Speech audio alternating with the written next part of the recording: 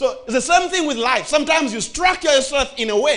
No matter the kind of prayers we do, we may lay hands, lay both hands, lay legs on you, nothing will happen because there's a seed you've sown in your life and it must bring forth a certain kind of fruit. Now, until we cut that tree from the root, it's what's going to happen in your life. Hello? You're too quiet now. You're getting something?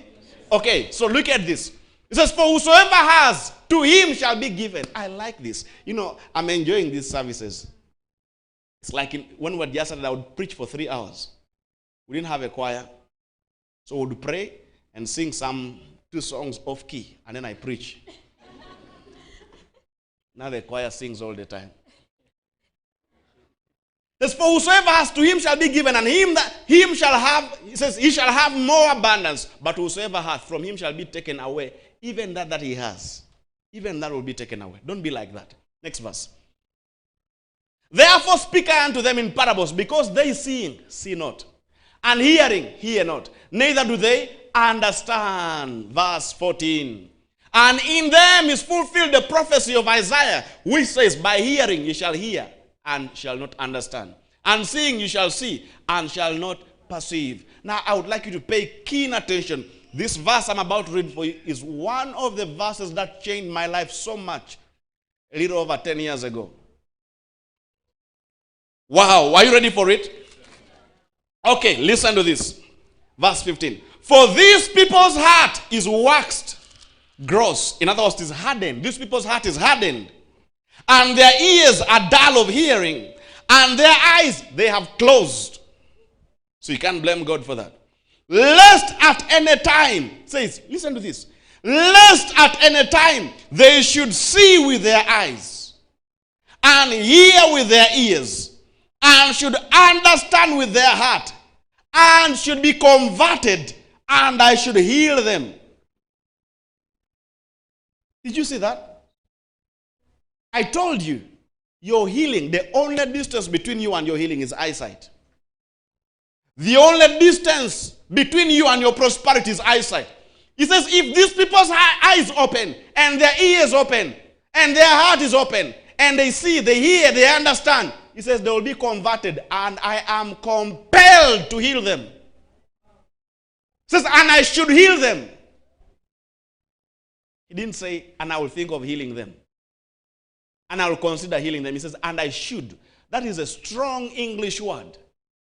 In other words, it's a spiritual law. He's saying, if their eyes will open and they see, if their ears will open and they hear, if their hearts will understand what I am telling them, he says automatically these people are going to be converted, and I have no option but to heal them.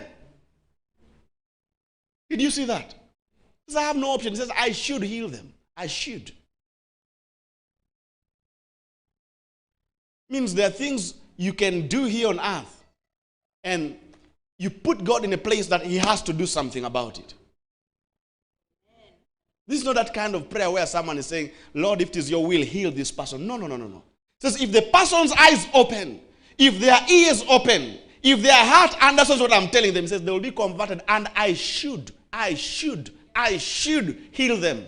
I should do it. In other words, it's a must that I should heal them. It's a must.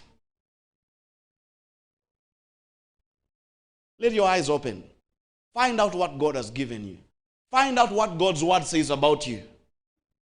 Once that happens, you can't stay where you've been. You can't stay where you used to be. You can't. Just switch on your life. Suddenly you see so many possibilities in your life. You who all you're trying to do was to continue the same failure of that family that was passed on from your great-grandfather. And all you wanted was to finish that house that your grandfather started. Suddenly you have big visions, big possibilities. Sometimes I sit and I think to myself, I get to think to myself, I say, look at all of these people who are transporting things by the sea, in the oceans, and they're having these big ships.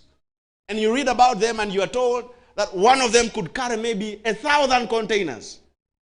Think about that. One ship is carrying 1,000 containers. Meanwhile, you're fighting with your uncle for a grass-thatched house in the village. Don't you think that's a curse? Don't think about it.